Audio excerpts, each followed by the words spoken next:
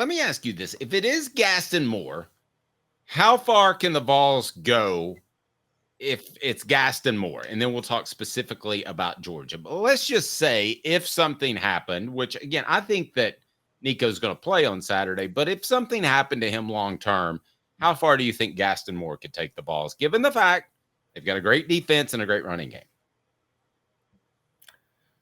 Well, the fact that Tennessee hasn't allowed more than 19 points in the game tells you something. The defense can pretty much keep it in any game. Gaston Moore is limited in what he can do. I don't want him throwing any deep outs. He's got a pretty nice touch on a deep ball. He really knows the offense. He can hand the ball to Dylan Sampson. So, I mean, I think Tennessee, even without Nico Collins against Georgia, still would be competitive. Because when you look at what's going on the other side, Carson Beck, I mean, he keeps turning the ball over. He's not protecting the ball. He looks unsure of himself. Interceptions, fumbles. Georgia's running back, Nate Frazier, best running back, keeps fumbling the ball. So I don't see why Tennessee couldn't stay in the game. As long as it doesn't commit turnovers, if it could protect the ball, play great defense, it could stay in the game with Georgia. All right, Caleb, I want you to jump in there. Our new poll question is this. How far can the Vols go with Gaston Moore? And that's beat UGA, win the SEC, win the national title, or all is lost. Caleb?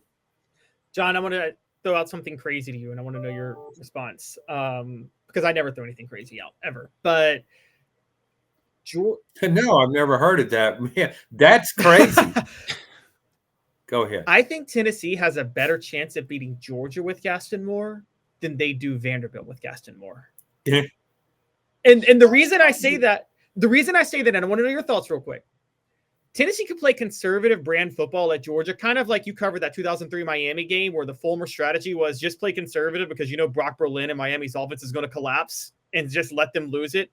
You can bank on Carson Beck doing that this weekend. I don't think you can necessarily bank on Diego Pavia just choking against you like that. So what are your thoughts on that? Well, I really, and I wish him well, but I don't think Diego Pavia would finish the game against Tennessee's defense.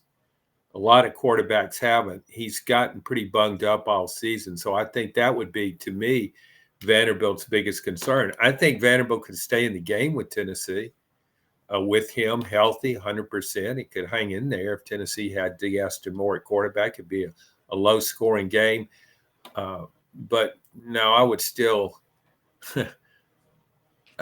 yeah, that is a little crazy. I mean, Dave, it. Do you disagree? Do you not think that Georgia? Sorry, no. I think the world of you, though. Well, thank you. Thank you, Dave. Crazy. No, I think good, John. No, you're a good guy. Crazy. Because I think that Georgia as a whole is a better football team than Vanderbilt. I think we would all agree with that, despite what Vanderbilt has done. Who would you put money on imploding as a quarterback, though? I think Carson Beck could be this year's Brock Berlin.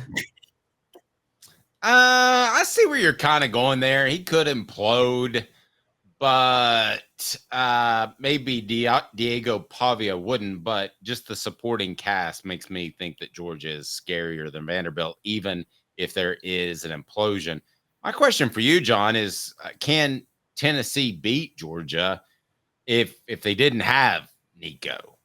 I mean, at some point during the week, Josh Heupel, if he's misleading us a little bit because of the injury situation, if Nico's iffy, he might have to give a lot of those first team snaps to Gaston Moore, and we have to remember that Nico's still a redshirt freshman. So could at some point could Josh Heupel say to himself, "We got to go the Gaston Moore route"?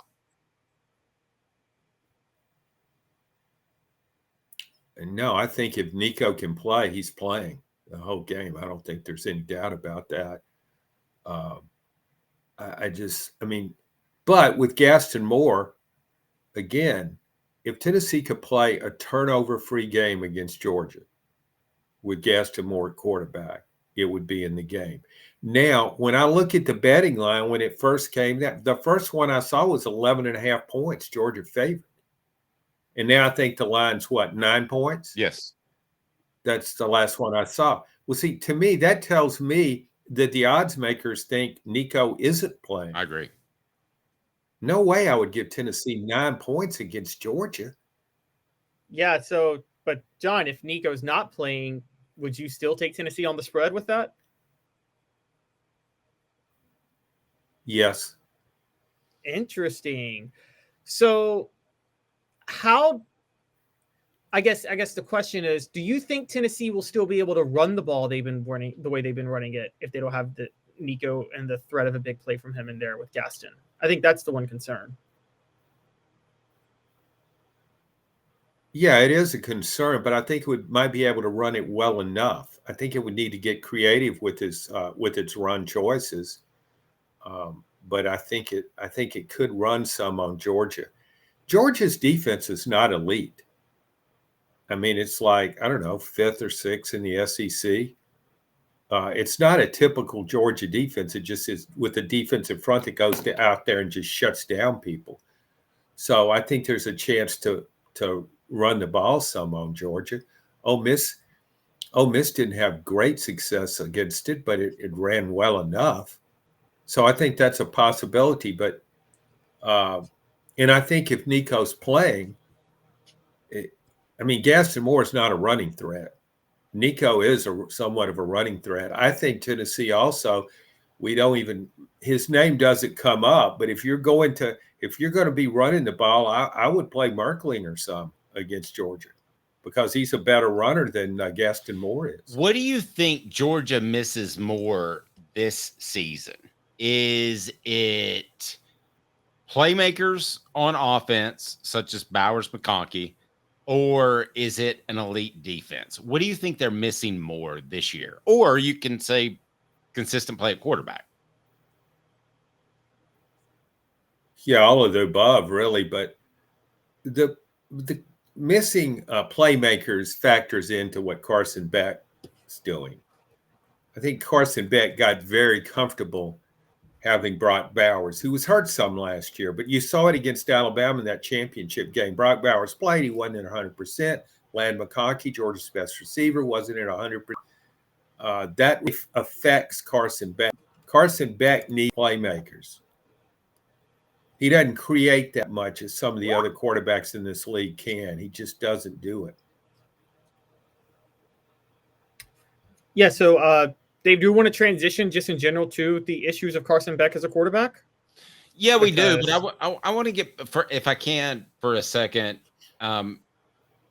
is the fact that Georgia doesn't have an elite defense when it looked like they had things rolling and they didn't have to compete, or they don't have to compete against Nick Saban any longer.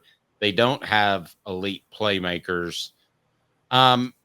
If you're a Georgia fan, do you feel like the glory days are behind you? Because let's not forget, Vince Dooley won a championship, could have won, probably should have won 2, and then he went 20 years without winning one. So there is precedent in Athens for that sort of thing. No, I don't think Georgia fans look at it that way. I don't think Georgia's on the brink of fading out of the top 10. It's still recruiting well.